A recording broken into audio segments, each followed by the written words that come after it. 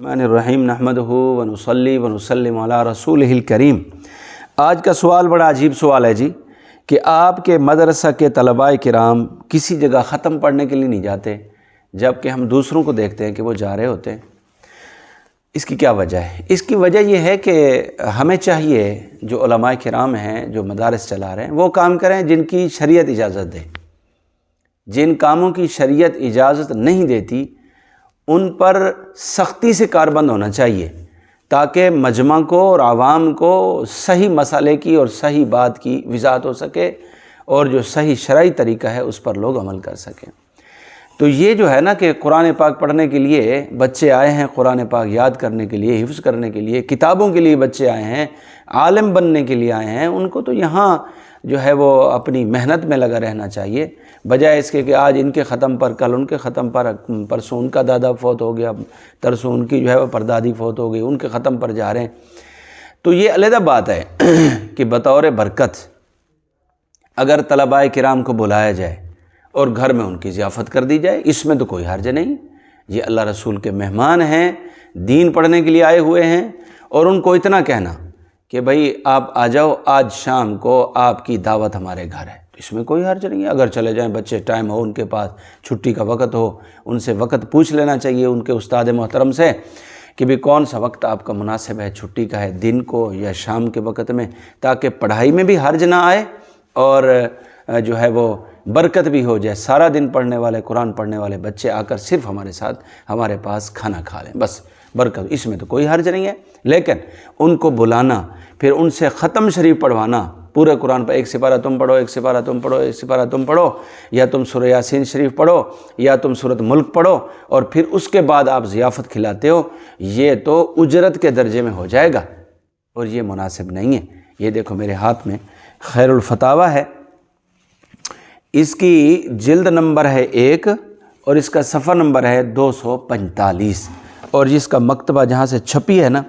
وہ ہے مکتبہ امدادیہ ملتان، یہ وہاں سے چھپی ہے۔ تو اس میں لکھا ہے صفحہ 245 جلد 1 میں خیر الفتاویٰ، اس میں لکھا کہ اگر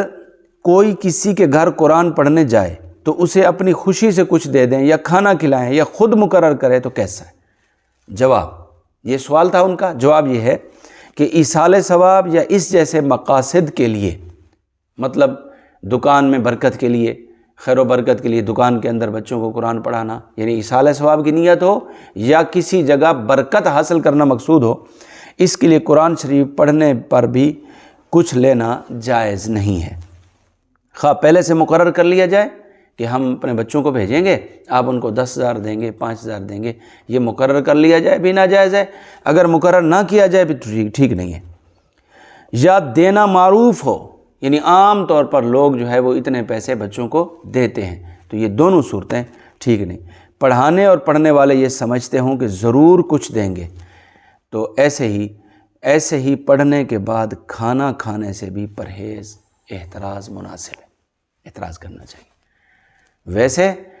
2 طریقے جائز ہیں جو عوام کو اختیار کرنے چاہیے، جو کتابوں میں لکھے ہوئے ہیں، جن کی اجازت ہے شرعاً، وہ یہ ہے۔ ایک طریقہ تو میں نے پہلے بتا دیا کہ بچے دن سارا قرآن پڑھ رہے ہیں، جمعرات کو ان کی چھٹی ہے یا شام کے وقت میں جو چھٹی کا ٹائم ہے، ان کے استاد محترم سے ٹائم مانگ کر کے گھر میں ضیافت کر لی جائے، بچوں کو بغیر وہاں جا کر قرآن پڑھائے وہاں ان کو ضیافت کھلا دی جائے، جیسے عام مہمانوں کو کھلائی جاتی ہے۔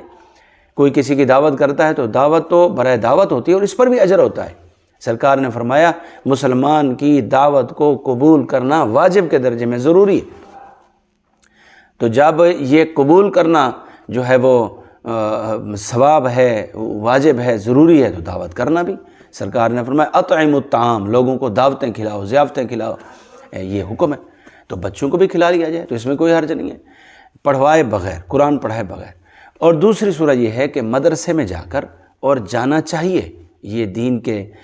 پڑھنے والے بچے اللہ رسول کے مہمان ہیں اور ساری امت مسلمہ، خصوصاً جو آس پاس کے پڑوسی ہیں وہ ان کے میزبان ہیں،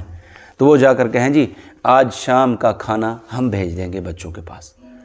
تو اس میں کوئی حرج نہیں، ضیافت کر لیں، بچے اپنے مدرسے میں پڑھائی میں لگے رہیں اور ان کے لیے ضیافت بھیج دیں۔ کھانا بھیج دیں جو بھی مناسب ہو، چاول پکا لیں، کھانا پکا لیں، اس میں کوئی حرج نہیں ہے۔ بچے کھائیں گے، خوش ہو جائیں گے، اور خوشی ہونے کے بعد ان کا دل جب خوش ہوگا، اللہ کے مہمانوں کا دل جس پر خوش ہو جائے، اللہ ان پر بھی جو ہے وہ فضل فرمائے گا، ان پر بھی رحمتیں بھیجے گا، اللہ ان کے گھروں برکت خیر و برکت نصیب کرے گا، گھر میں کاروبار میں برکتیں دے گا۔ یہ ایک بہترین طریقہ ہے۔ یہ طریقہ بالکل غلط ہے کہ بچوں کو بلایا جائے، ان سے قرآن پڑھایا جائے، پھر قرآن پڑھنے کے بعد ان کو پیسے دیے جائیں، یا قرآن مقدس پڑھنے کے بعد ان کو ضیافت دعوت کھلائی جائے۔ یہ طریقہ یہ خیر الفتاویٰ میں بھی ہے اور کتابوں میں بھی ہے، میں نے حوالہ بتا دیا۔ تو جائز طریقہ اختیار کرنا چاہیے، ناجائز طریقے سے بچنا چاہیے۔ اللہ مجھے آپ کو عمل کی توفیق دے۔